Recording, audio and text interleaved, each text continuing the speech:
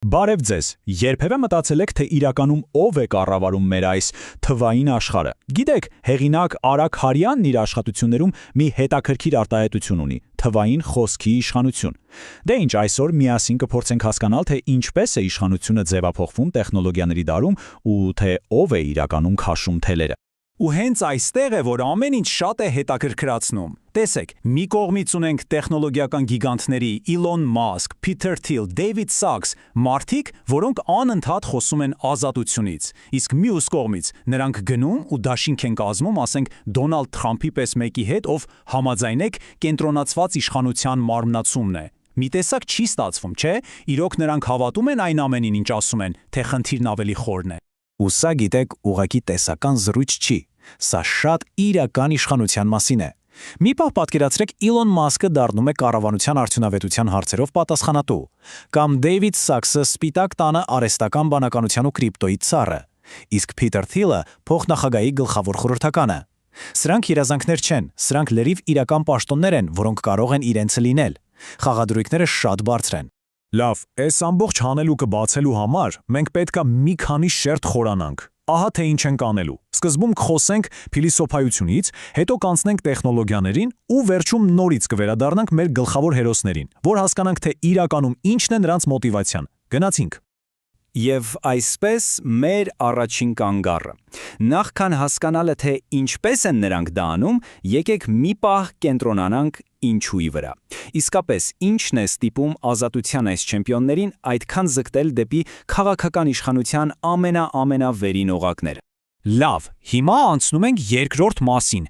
լիբերտարիանիզմն ընդդեմ լիբերալիզմի։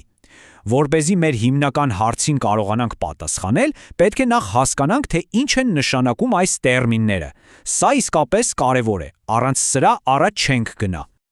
Եվ այսպես, լիբերտարիանիզմը, եթե փորձենք շատ պարզ բացատրել, սա մի փիլիսոփայություն է, որտեղ ամեն ինչի կենտրոնում անհատն է։ Պատկերացրեք, որ անհատը թագավոր է իր սեփական ամրոցում։ Բացարձակապես ամեն ինչ սկսվում ու վերջանում է հենց նրա ազատությամբ ու իրավունքներով։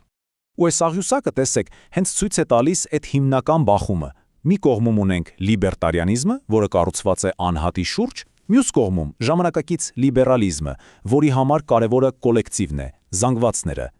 Կարծես երկու տարբեր մոլորակներ լինեն։ Մեկն ասում է ձեռք չտաս իմ ազատությանը, մյուսը եկեք միասին, պետության միջոցով, լուծենք մեր ընդհանուր խնդիրները։ Սրանք լրիվ տարբեր աշխարհայացքներ են։ Այսինքն ամբողջ գաղափարը սա է։ Ամեն ինչ պտտվում է այս միտքի շուրջ։ Անհատը առանձին է, անհատը ամբողից վեր է։ Ու որպեսզի չմտածեք, թե սա ինչ-որ նոր բան է, մի պահ լսեք, թե ինչ է ասել Դին Ռասելը դեռ 1955 թվականին։ Նա ըստ էության ասում էր. լսեք, լիբերալ բառը արդեն գրավել են նրանք, ովքեր ավելի շատ պետական վերահսկողություն են ուզում։ Եկեք մենք, ովքեր իսկապես սիրում ենք ազատությունը, մեզ համար վերցնենք լիբերտարիան բառը։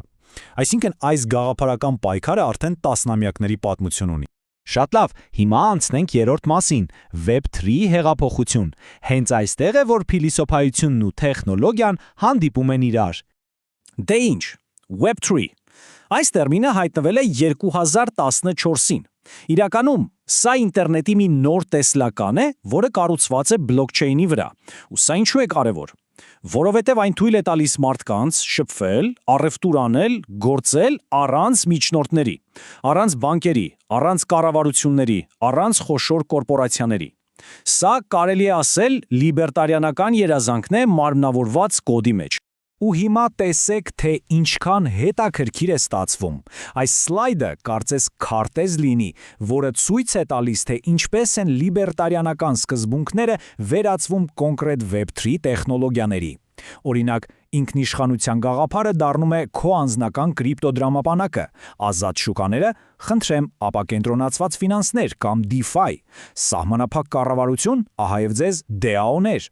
Ամեն մի գաղափար գտնում է իր տեխնոլոգիական լուծումը։ Այսինքն, պարզ է դառնում, որ սա ուղղակի կոդի տողեր չեն։ Սա մի ամբողջ էկոհամակարգ է, որի DNS-ի հիմքում հենց ապակենտրոնացման գաղափարն է։ Սա փաստորեն լիբերտարիանական գաղափարների բնական միջավայրն է։ Հասանք 4-րդ մասին։ Լավ, բայց եթե տեխնոլոգիան արդեն թույլ է տալիս կառուցել քո սեփական ազատ աշխարհը, ապա ինչու ընդհանրապես խառնվել հին ավանդական քաղաքականությանը։ Ինչ իմաստ ունի գնալ քվեարկությանը, օրինակ։ Գիտեք, շատ-շատերի համար քվեատուփը վաղուց դարձել է ուղակի դատարկ խոստումների խորհրդանիշ։ Այն զգացողությունը, որ քո մեկ ձայնը ընդամենը մեկ աթիլ է օվկիանոսում, որը իրականում ոչինչ չի փոխում։ Ծանոթ է, չէ՞։ Ու ինչպես հեղինակն է նշում, այս հիասթափությունը միայն մեզ մոտ չէ, սա գլոբալ երևույթ է։ Ու հենց այստեղ է թաքնված ամենակարևոր միտքը։ Իշխանությունն այլևս միայն կառավարական շենքերում ու փակ դռների հետևում չի որոշվում։ Ոչ, այն տեղափոխվում է առցանց, թվային տիրույթ։ Այսօր լավ սարքած մի մեմը կամ ուժեղ թվային շարժումը կարող է շատ ավելի մեծ ազդեցություն ունենալ, քան մի ամբողջ քվեատուփ։ Իշխանության կենտրոնը պարզապես տեղաշարժվում է։ Եվ այսպես հասանք 5-րդ ամենահետաքրքիր մասին։ Դաշնակիցներ, թե մաքուր գաղափարախոսներ։ Լավ, այս ամբողջ կոնտեքստը հասկանալով եկեք վերջապես վերադառնանք մեր սկզբնական հարցին, ինչ կապ ունեն Մասկը, Թիլը եւ Սաքսը այս ամենի հետ։ Դե եկեք հերթով նայենք, ովքեր են նրանք իրականում։ Սկզբնաղբյուրի վերլուծությունը ցույց է տալիս, որ ամեն ինչ շատ ավելի բարդ է։ Վերցնենք օրինակ Մասկին։ Մի կողմից խոսքի ազատության ամենամեծ ջատագովն է, մյուս կողմից իր բիզնեսները ապրում են պետական սուբսիդիաների հաշվին։ Հակասություն չէ։ Հետո Փիթեր Թիլը, նա տեխնոլիբերտարիան է։ Հավատում է, որ տեխնոլոգիան կփրկի մեզ, բայց միևնույն ժամանակ նրա մոտ ավտորիտար հակումներ են նկատվում։ Իսկ Դեյվիդ Սաքսը կարելի ասել այս ամբողջ տեխնոլիբերտարիանական շարժման ձայնն է։ Մի խոսքով, պարզ պատասխաններ ու պիտակներ այստեղ չկան։ Լավ, բայց այդ դեպքում ինչու հենց Թրամփը։ Պարզվում է, պատասխանը գաղափարախոսության մեջ չէ։ Բանն այն է, որ նրանք Թրամփի մեջ տեսնում էին ոչ թե առաջնորդ, այլ քանդող գործիք, մի դինամիտ, որը պատրաստ էր փայփեցնելու ամբողջ հին ստատուս քվո համակարգը։ Նրանց համար կարևորը ոչ թե այն էր, թե ինչ կկառուցվի փլատակների վրա, այլ այն, որ հինը պետք է ուղղակի հողին հավասարվի։ Այնպես որ վերջնական դատավճիռը կարող է լինել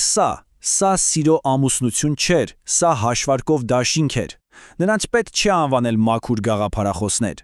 Ավելի ճիշտ կլինի ասել հակահամակարգային տեխնոլիբերտարիաններ ու ռազմավարական դաշնակիցներ, որոնք միավորվել են մեկ ընդհանուր թշնամու դեմ՝ գործող համակարգի։ Եվ վերջապես մեր եզրափակիչ մասը։ Լավ, այս ամենը ինչ է նշանակում ապագայի համար։ Ուր է գնում իշխանության այս նոր խաղը։